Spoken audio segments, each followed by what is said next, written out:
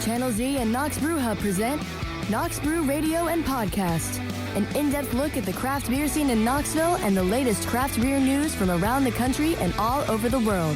Brought to you by First Century Bank, family-owned local banking since 1894. And by longtime friends of the show, Grayson Subaru. Broadcasting live from the Hub in downtown Knoxville every Monday at 6 p.m. And now, kick back and crack one open with local beer's best friends, Zach Roskop and Stryker. What is going on, everyone, and welcome to Knox Brew Radio and Podcast. This is Zach Roskop, as always, hanging out with you live down here at Knox Brew Hub, right off of Market Square, 421 Union Avenue. I'm, as always, joined to my right by my lovely co-host here, Just Kevin. Oh, shucks. We're going to go with Just Kevin I'm for just tonight. Kevin tonight? Yeah. All right, that works. You know, and you're not just Kevin. You do a lot for this show. I was just Kevin last week. I do want to take a brief minute to mention all the hard work you do producing the show. You're over here pushing all the buttons, making everything sound good for those listening live here at the Hub, but also to those watching at home and to those that will be listening later on our podcast. So thank you for your hard work and being so focused on all this stuff during the show. 'Tis my pleasure and my lot in life. So it works out just fine. Well, there's one more angle, too. We can't call this a radio show without a radio station. That does help. And we're doing this show live on not just any radio station, but your radio station. It is. Channel Z Radio has been around a couple of years now, and it was born out of necessity. We used to have an FM transmitter here locally, but that was sold to a major corporation, and they plugged it into an iPod, and so we just took the DJs and the music to the internet. Which Perfect. It seems to be where everything's going anyway. That's working out well for us. It works out great for us. I think they can. I'll drink to that. That's our first woo from the crowd. I appreciate that. Yeah. Oh yeah, first of many. That's right. I love it. I love it. Yeah, it's an hour-long show. Pace yourself, people. Last week we had so much fun with a guest co-host, Candace Preston. Yes. And we asked her to come back on the show this week. Candace, thanks for hanging out with us. Thank you so much for having me back, everybody. Try that again. There Thank we go. you so much for having me back. Pull the switch. Yay! We do want to take a quick second before we get into our first segment. As always, we want to take a moment to thank our sponsors. We've got some wonderful local businesses that have helped to make this show possible. And honestly, they've done so much more than just this show, and Candace is aware of that too. But we want to say a quick shout out to First Century Bank. We've got some folks from First Century joining us. Yay! Hey, thank Yeah. you, thank Thanks you. for coming. Not only do they sponsor this show, but they also helped to make Knox Brew Hub possible. And in fact, all three of our buses over the last 6 years have been financed through First Century. So they've been huge supporters of me and my dream to share the love of Knoxville beer with everybody. So as I've already said before, I'll drink to that. Cheers. Thank you so much. To First Century. We need like a cheers counter, maybe like a. Oh, dog. Love you, mean it. We also want to say a quick shout out to Grayson Subaru as well, a local dealership that supports Knoxville beer and Knoxville in a lot of ways. You've probably seen them around town. You can't really throw a stick at beer and not find Dan Moyers. So, That's the truth. quick shout out to Dan and the team at Grayson for sponsoring us and for making this possible as well. Thank you, Dan. Thank you, Yeah. Dan. All right, let's quit wasting time. Let's dive in to our first segment. At the beginning of every show, we like to take a minute to share some of brew news, things happening around Knoxville region and around the world. Today, we've got some great articles that are mostly outside of Knoxville. But who wants to go first? You go first. All right, I'll go first. So this story, actually, we should start with this one because it's kind of a sad story. It's a good and important thing to be aware of, but it is kind of sad. Many of you may be familiar with the brewery New Belgium. They've got a very popular beer known as Fat Tire. It's one of the beers that got me into craft beer. They have just released ahead of Earth Day the Torched Earth Ale, a beer made entirely with ingredients available in a futuristic, climate-ravaged future. Wow. Have you heard about this? Very little. I just heard about it an hour ago when Candace sent me this article.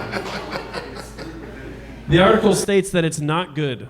The brew calls for everything from smoke-tainted water to dandelion weeds to drought-resistant millet and to buckwheat grains. One of the pilot and innovative brewers at New Belgium described it as torched earth is definitely not like any beer I've ever tasted. This beer is smoky and less sweet and definitely a little chew since it's made from different grains. If this was the future of beer, I would drink far less of it. Now, why is this brewery making a beer that intentionally is not awesome? It sounds like a cautionary tale. It is, yes. They are doing their best at Earth Day coming up to share with people climate change and environmental issues, and it's definitely a really cool article. We'll be posting all of these Brew New articles on our Facebook page after the show as well. Yes, we will. So if you get a chance, make sure to find Torched Earth Ale near you, if it ever makes its way to Knoxville. And drink it, and if it's terrible, that's what you get. Perfect. I agree. I couldn't agree more.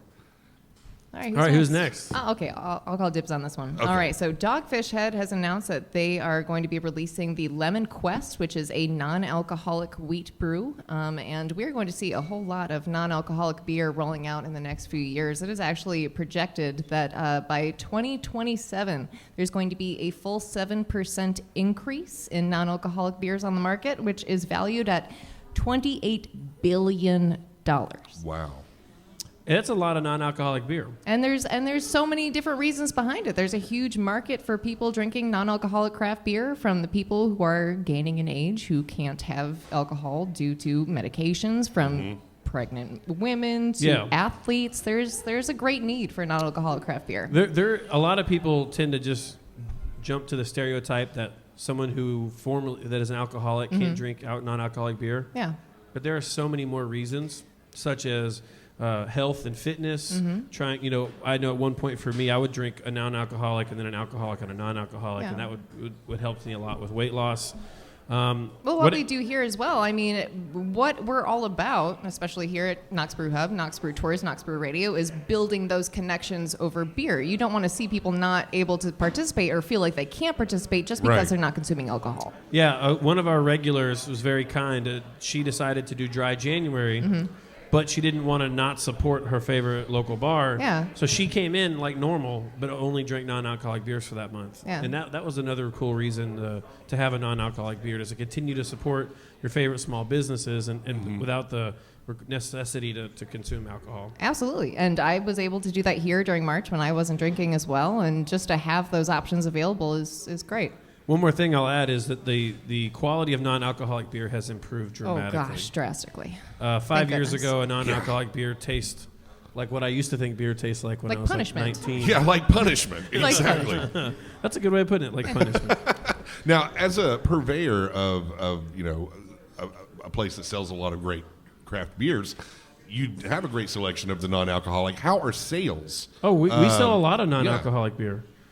We have 3 or 4 brands that are super popular that people get a lot of. And just in the last 3 weeks, there's been 3 new non-alcoholic brands that have come into Knoxville. Sam Adams has a new non-alcoholic.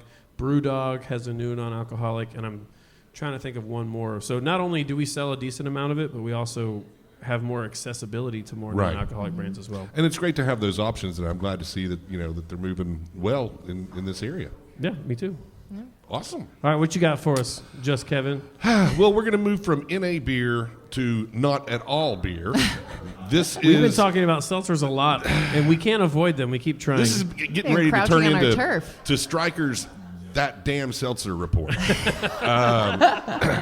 And it looks like it's going to be something that I'm going to be talking about for a while, because hard seltzers will be receiving more shelf space in convenience stores, according to Goldman Sachs analyst Bernie Herzog in the latest Beverage Bites survey of convenience store beverage buyers. This represents 30,000 total retail locations, or about 20% of the convenience store channel.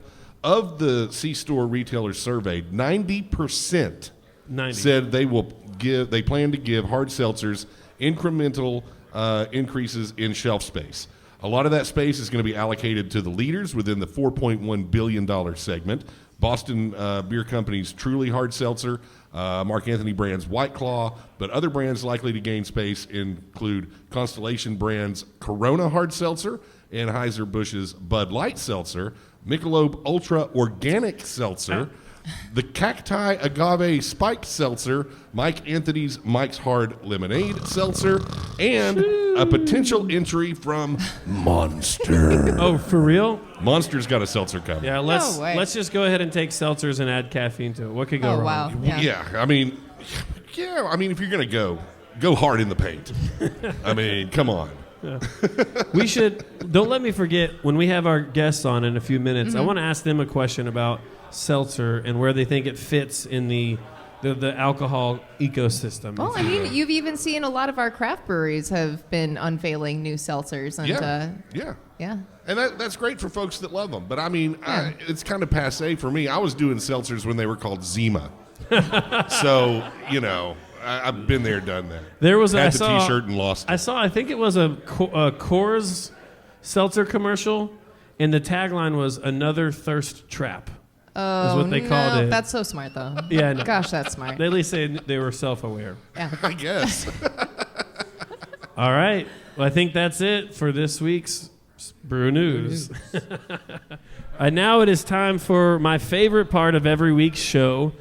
Here live and as well when I listen back to it tomorrow, is the time where we get to hang out with our wonderful guests. This is our third official episode, making you guys our official fifth and sixth guests, I guess. And I'm super excited to have you both. I love you both very much. Aw, buddy. Personally and professionally, and I'm ready to have some fun with you guys and drink some beer. So who are the guys that I'm referring to? Immediately to my left, the general manager of Central Filling Station, as well as the soon-to-be-open Yeehaw Knoxville location, the one, the only, Charles Ellis. Hi, everybody. Charles, thank you so much for joining us on the show. I am so psyched to be here. Awesome. Sorry, I thought Candace was gonna say something, and then she didn't. Welcome, Charles. Happy to have Thanks. And then to Charles's left, on the end of the table, general manager of Casual Pint Bearden, also does a lot of training for their newly open locations across the country. And I hope you're okay with talking about Tony Teaches Beer, because I've already mentioned it. All right, and the owner of Tony Teaches Beer, Tony Schmitt. Well, thank you, sir. Thank you. Yeah. Pleasure to be here. Tony and I have had the pleasure of sharing the airwaves more than five times. Quite a few times, yes. In which your former nickname was Tony Cicerone. Is it not? It still is. Okay, good. As you are a that nickname. as you are Rhymes. a level 1 Cicerone. How many level 2? See, I knew I was going to mess that up. Come on, keep it together here. What are we doing? Whoa. How many? Yeah. Drinky. Also, you were kind of our resident beer professor, and hopefully, I do what I can. We would love if you continue to play that role on the radio show. Of course. Perfect. Well, thanks for being here, fellas. Of course. Hey, let's drink to our guest. Yeah, cheers to that. Huzzah! Clinkety. Speaking of drinking, every single episode we like to feature at least one beer. Tonight we're going to be featuring a kick-ass beer from Yeehaw Brewing Company. Mm-hmm. And hopefully right now you've got a full taster of it right in front of you. This is the Beast of Burden, not the Yeast of Burden. I'm so sorry. That was my bad. I'm so sorry. It plays. There's still yeast in this beer. It works. This is the Beast of Burden Red IPA. It's a little higher alcohol, not really higher, but it's 7.5, and it's super delicious. Charles, why don't you tell us about what we're drinking right here? We produced this beer for Rhythm and Blooms, I think back in 2019, 2018. We released it during Rhythm and Blooms at certain stages. Just a delicious, higher gravity at the time, red IPA. We worked with Justin Helton to produce a poster to coincide. Which is an epic poster. It's a really good one. You might see it on a couple of walls in the future. We've got one. We might have negotiated a poster fantastic. to get this beer on tap. But just a really clean drinking. The percentage keeps changing over the years. It started as like 6.7, now 7.5 . You said, love But the now trend. it keeps getting more. The latest, it's a guessing game. the latest More information. beastly. More beastly. Yeah. More beastie, more yeasty. We're just working our way towards honesty, is what you're saying. It's always been 7.5. We just weren't ready to hear that. Yeah, fair enough. And now we are. Fair enough. There you go. But more on the floral side, really pretty red color, and easy drinking for how boozy it is. Sweet. Well, let's take a sip. Cheers. Yes. Oh, there's like a wave of cheers in here. It's just like went around the room. It was perfect. Yeah, this is my Man. favorite Yeehaw beer. I love this beer. I love red IPAs. And when you guys came out with it, I was Hot take. excited. And then it was like, is it going to live up to my other red IPAs, which there aren't many? Yeah. And it's fantastic. It's a great, great beer. Right on. Yeah, often when we have someone on the show, we ask them what beer they want to feature. And Charles said he wanted to feature this beer, and I said, get me a poster and we'll talk.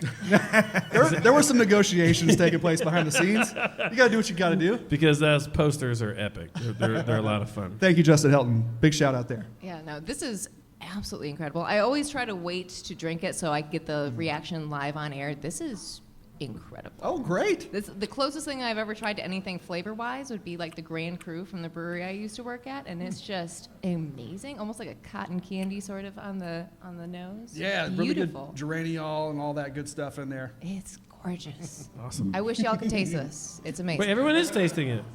Oh, people listening. Yeah. Well, everyone here is. On YouTube.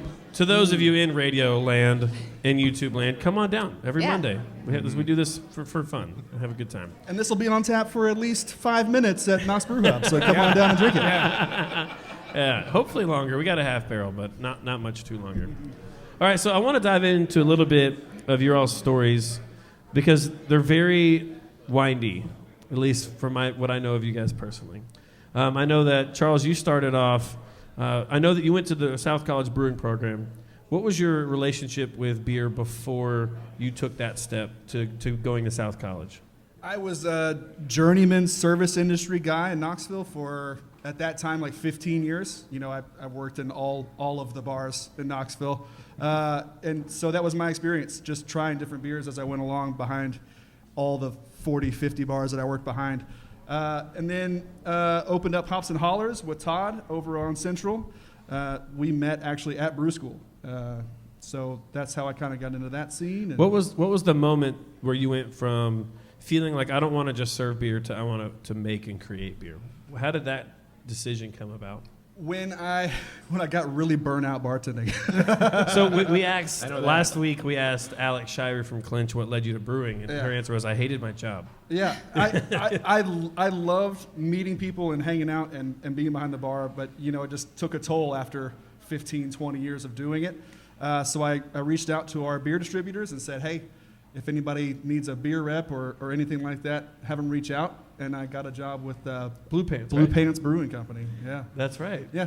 Blue And then that Pants. led you to meeting Todd, and then you started Hops and Hollers, and then flip it and I flipped reverse it all around. I'm sorry. No, So- you're fine. So bartender, school, Bartender, school, Hops and Hollers, Blue Pants. Blue Pants. Yeah. And then somehow Blue Pants led you to Yeehaw. Yeah, Blue Pants still is not a really well-known name. They're actually now defunct. I think they might be contract brewing out of somewhere in New Orleans, maybe. But I caught a few handles here in town and got the attention of the folks at Yeehaw. And 5 years ago this May, I signed on with them. It's been amazing. Yeah. Congratulations. Yeah. And Must feel pretty cool to actually be able to bring that to Knoxville now. I mean, I didn't Yeah. even realize how prolific you were in the craft beer industry here until today. So Oh. that's really cool to see you kind of come. Hi, I'm Charles. Hi, Charles.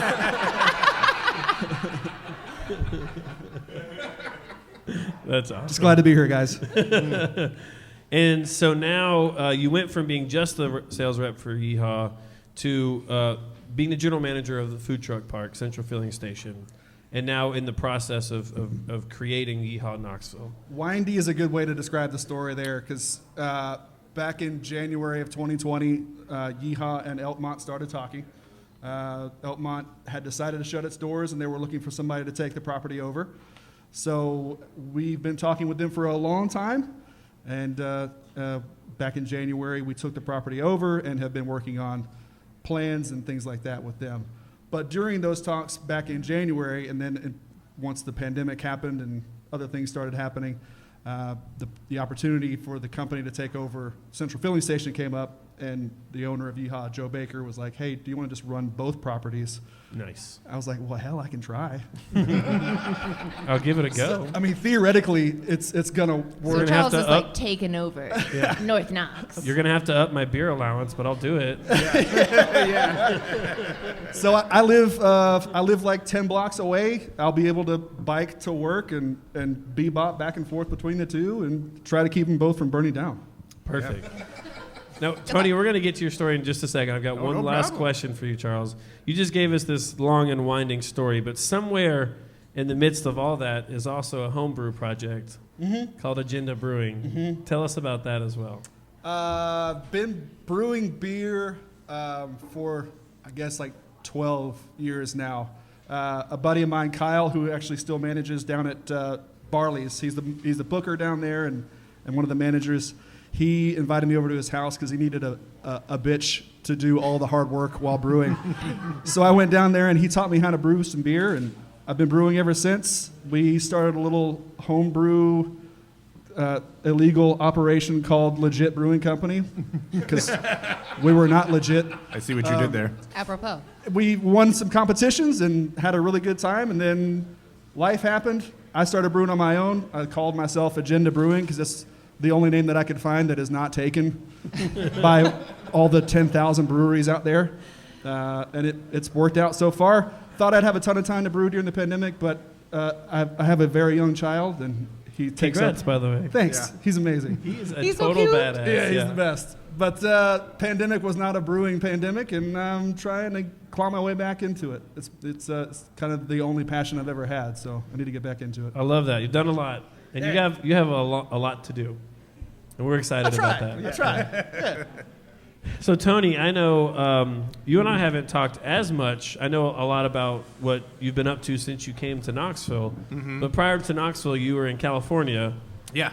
Southern California, correct? San Diego. San Diego, Yep. double woo, where you did spend some time being employed by Stone Brewing Company, correct? Yeah. So what is the beginning of your professional beer journey? Well, it goes beyond Stone. Like, I kind of had the same thing that Charles had going on, where I just worked in a ton of bars and I started really hating it. I really had my craft beer moment at Yard House, which is a place that has like 150 taps, usually minimum, kind of a larger place, a corporate place. And I tasted Kostritzer Schwartz beer for the first time. One more time. Kostritzer Schwartz beer. Bless you. I still didn't get it. Turn up the Spell it. monitors in here. I got Schwartz beer. But yeah, you go. That's the only important part. Was basically it's a dark lager, and it just tasted a lot different than any dark beer I'd ever had before, and it really kind of clicked something in me. And I went, wow, this beer thing isn't one dimensional, which I just really got into, and I started doing beer classes there for the staff. I was one of the trainers. And then Stone called, and I moved to that location and had a great time there. Experienced a ton of great stuff, and got kind of roped into talking about beer again. They started having me doing talks for like corporate groups that came in. I would just kind of go up there and explain the beers, and I thought I was barely hanging on, like just talking about these. I had my notes in front of me, and I was just putting it out there. And then everyone kept saying, "You do just a really good job up there." Yeah. Great stuff. And I was like, good. I thought I was not good, but It's apparently easy. it was. It's easy to just kind of geek out and just And I guess and be I completely- do a good yeah. job of doing it in front of people. yeah. And then my now wife, she was going to nursing school. I was working like 4 jobs at once. I was working at Stone, Yard House, doing event bartending at like Coachella and stuff, and then teaching drums. And one day she says, "What do you think about moving to Knoxville, Tennessee?" And I said, "Where's that?"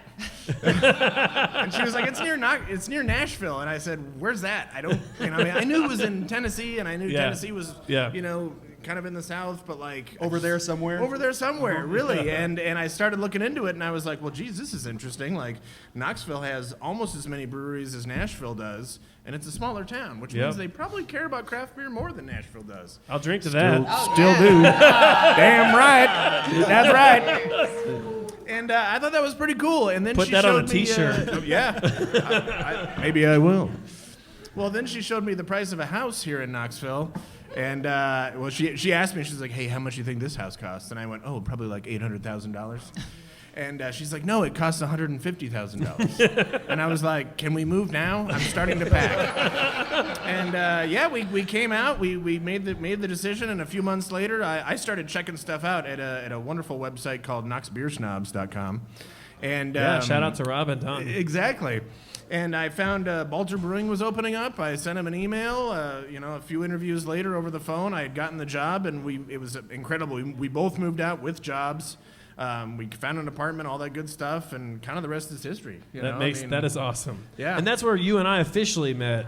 Was when we took our first brew tour to Balter, and you were behind the bar, and we got to talking and chit chat, and that was the beginning of our friendship. You were in the Brewers Association, and I just started bugging you. I said, I want to do stuff. Yeah. 3,000 Balter happy hours later. Or roughly 9,000 hot chicken sliders, however you want to break punch that. card. Oh, the beautiful slider. So you're no longer at Balter. No. Tell us about the transition from Balter to Casual Pint. Well, with that Knox Beer Snobs, when I told Will, the head brewer at Balter, about that, he said, he's like, are you doing the Cicerone stuff? And I was like, well, I'm level 1, and I've thought about doing level 2. He's like, well, my buddy Rob is doing this beer judging class. So I was like, well, that sounds fun. Let me get into that. And I really didn't know what I wanted to do. Like, when I came here, I was thinking about going to school again. I wasn't sure. So I did this just to kind of meet people and start having some fun, and I was talking about it to my wife, and she was just like, you know what, you have a passion for this. I think you should think about, really doing it. That's a cool wife. And cool wife. She's the best. I'll drink to that. And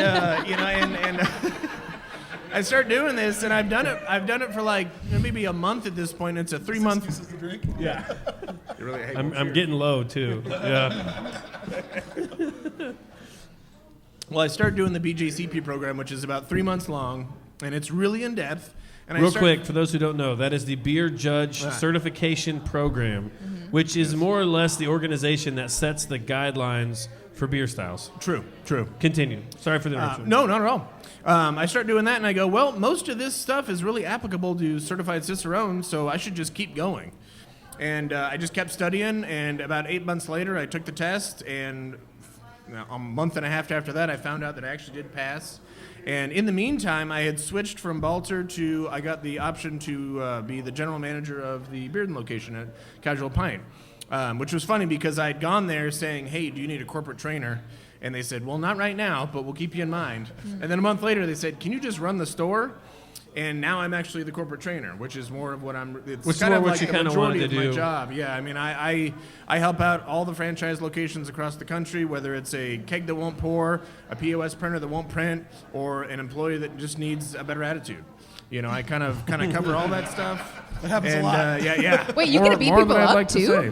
What? You get to beat people up too? With words. Attitude adjustment. Yeah, I mean, I have to be at the location to do that, but. Fair.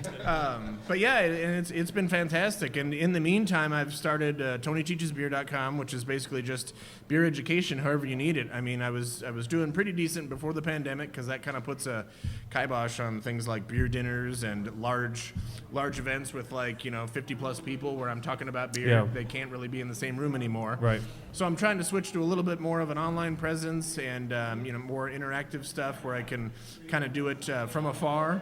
But it's been really good. And I must say, the website was also my wife's idea. Hey, I'll drink to that. Yeah. So, to someone that doesn't really know a lot about Tony Teaches Beer, do you go to places that are opening up, like restaurants and bars, and train the staff on how to describe beer? Yep. Okay. Yeah. Basically, if you hire me, and I mean, I've had I actually went to this location, and I taught them about beer and taught them about I do at the time I was doing a certified beer server class where I kind of cover everything that's in depth in that, and taught them how to do that stuff, taught them how to work a 3-stage sink, how to clean lines, all that stuff. And basically it's kind of open to whatever the business wants. If they want me to come in and just talk about how to talk about beer in a better, more approachable way, I can do that. If you want me to just focus on line cleaning and draft tech stuff, I can do that. If you want me to do a beer dinner, I can do that. It's basically just craft beer oriented education. That's really awesome. He got you. Thanks, man. Yeah, and there's a big need for that. With Knox Brew Tours, we focus mostly on the literal process of making beer and connecting people to that so they understand what they're tasting and why they're tasting it. and Tony does a great job of that also, but where he takes it to another level, and I've experienced this personally, is things like as simple as how to change a keg and all the different steps that are best practices for how to change a keg and all the ways to do that to the best of its ability for the best for the quality for the beer. And there's a lot of details, and I'm thankful that you're all the times I've seen a bartender improperly pour a beer, I'm sure you can be out there to tell them how to do it. It's tough. Yeah. I couldn't agree more. Not here. I'm very lucky here at the Hub, and I have a wonderful group of people behind the scenes that heard me say I was empty and was bringing me a new on cue. Well done. So thank you very, very much, Amy. Appreciate that. All right, so we feel like, fingers crossed, knock on wood, that we're kind of on the tail end of this COVID thing. Mm-hmm. I'm nervous to say that because I feel like I've said that twice before already. But this time is different, as there are vaccines and so on and so forth. Got my second shot today? Yeah, yes, I'm fully vaccinated as well. What, for both of you, do you find yourselves personally and professionally in the beer world most excited about the future? Is it the hugs? Hugs? Okay. Is it? That's a great answer. Just being able to hug everybody. I thought it was high fives. High fives are. Well, it's like you do the high five, you meet the hands, and then you Called hug. out. Sorry. I became. When I first signed on to Yeehaw, all of the people that were in the sales department had funny job titles for their business cards. Yeah. And I just wanted to have a play on Jedi, so I chose High Five Jedi. And high fives became a big part of my life. I mean, I don't want to put you on the spot or anything. But now that the pandemic has happened, it's been a good excuse to kind of phase out the high fives. All right. And here we are trying to bring it back. Unknowingly. I'm always down for a high five if somebody really wants it. But you really miss the hugs. You're phasing out the high five, but you're coming back. I'm coming back for those bear hugs, baby. Absolutely. Level up. Okay, so personally, you're looking forward to hugs. What professionally are you looking forward to? What are you excited about when you look into the future? We can go to Tony if you need more time. Some normalcy, just normalcy, just getting back to what we were doing before. I don't know if it'll ever go back to truly normal, but just to be able to hang out without it being a constant worry, and for us to be able to socialize as human beings again, it'd be great. Yeah. Tony, what about you personally and professionally? What are you looking forward to in the future? Personally, he said, Charles said it the best right there. It's just not having to worry about it. Not having to kind of double check yourself. Like, you know what? Hey, I was in a large crowded area. I don't think we should hang out with those friends this weekend, or what have they done? I've got an elderly. My dad's pretty old, and I've got my family, my sister and her kids. That's a constant something that's on our minds, where it's like, man, is it the right choice to go hang out with them, or even with all the precautions we do? Yeah. So personally, that's definitely it. And professionally, just having it be easier for craft beer to be enjoyed by a lot of people at the same time. It doesn't require us to all stand together and talk together, but it's kind of part of it.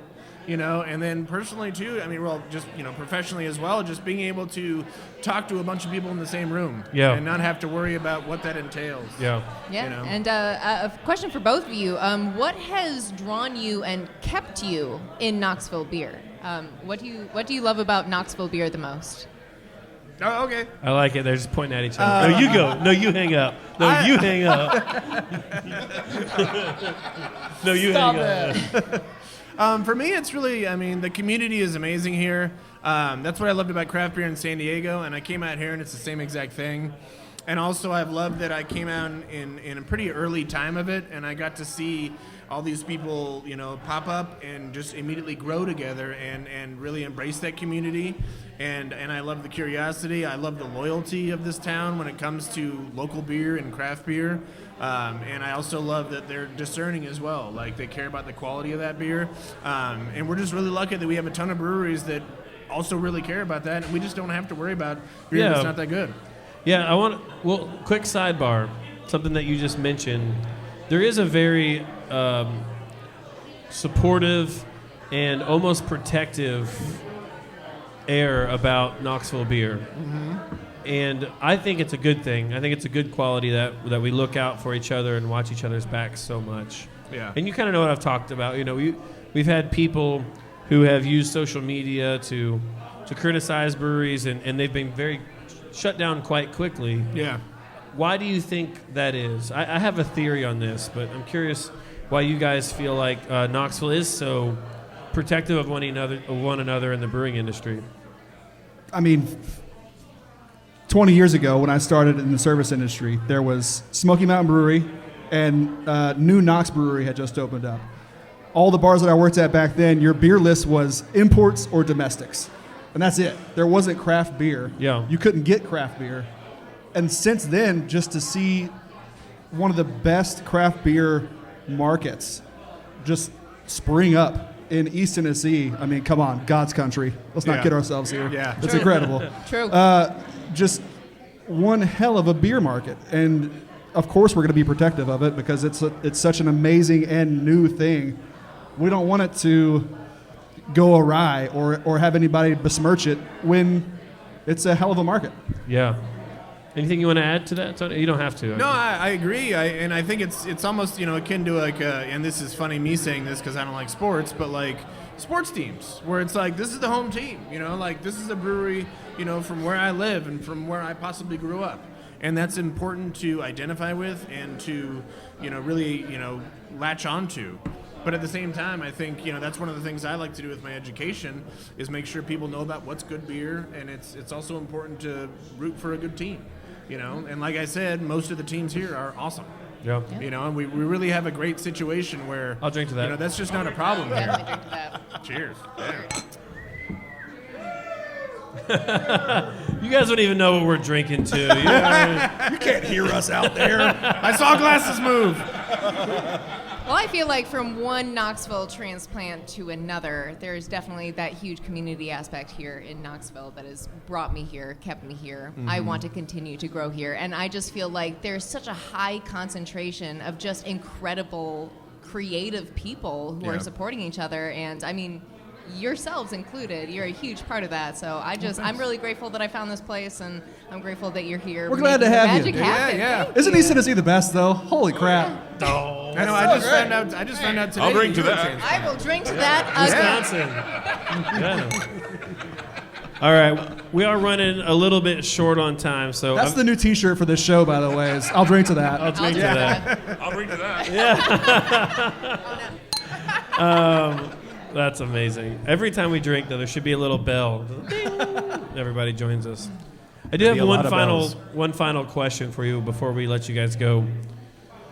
This is a question that I have asked every single guest we've had on the show so far, and I want to keep this going, at least for right now. Looking back on the past year, what is a moment or an experience that you've had a positive moment or experience that you've had that you'll remember for the rest of your life? Time at the home with the kid. Okay. I know that's not a professional answer, but It's your interpretation. That's full time at home time with my son that I would have never had the chance to have. And that was I was furloughed for 4 months.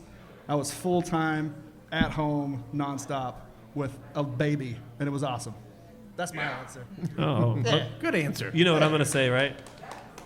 What? I'll drink to that. And I gotta say, if I may, my own dad, the one who got me into craft beer, is actually here today. All right. Nice. Gotta love that. Thanks, dads. Thank you, dads. I'll drink to that. I will drink to that. Yes. Cheers, Dad. What about you, Tony? What's professionally or personally something in the last year that you'll remember for the rest of your life? Well, I'm going to go on Charles' topic and go personal. And just recently, it was that White Christmas with my wife. White Christmas was awesome, dude. White Christmas was so amazing. I've had one when I was a little kid in Oregon, but ever since I moved here, I've loved the snow. Sorry, everybody. I love it. I love it to death, and to have it really come down on Christmas and just be able to kind of hang out at home and just really enjoy that with my wife. In It was Tennessee, awesome. we love the snow too. It's just a distant relevant that only visits once a year. Well, I mean, it's perfect here. It's a perfect level. It's like, hey, we got to see Uncle Joe for one day. It was Yeah. awesome, and then he left. Yeah. You can only drink so much in one day, so great. See you later, Uncle Joe. Exactly. All right, where is the best place for people to get connected to Yeehaw Knoxville and to Casual Pint Beer, and for people to stay up to date with what you guys are doing in the future and your businesses? I guess Instagram at Yeehaw Brewing Company, Central Filling Station, Agenda Brewing, Yeehaw Charles. Knoxville Charles now. All the Instagram things. Yeah, same with me. Facebook, Instagram. We do a ton of posts. We do a ton of videos. We just did one. We're featuring Second Harvest right now. We've teamed up with Terrapin to do a lot of good donations, and it's a great program. But that's the best place to find us. That's where we post all our cool events and cool things that are happening. So just follow us on Facebook, and you'll see all the fun stuff. If I'm being super honest, I'm super sad this is the end of the interview. I wish we were hanging out longer. We got so much more to talk I about. know. So much fun. Maybe we need to do a part 2. Part 2, I'm down. Have you guys back on soon. Thank you all so much for hanging out with us. Thanks for being on the show. Pleasure to be They're here. kicking us out now. Yeah. Hey, everybody here in the audience, do me a favor and raise a glass to our wonderful toast this evening. Cheers. Hey.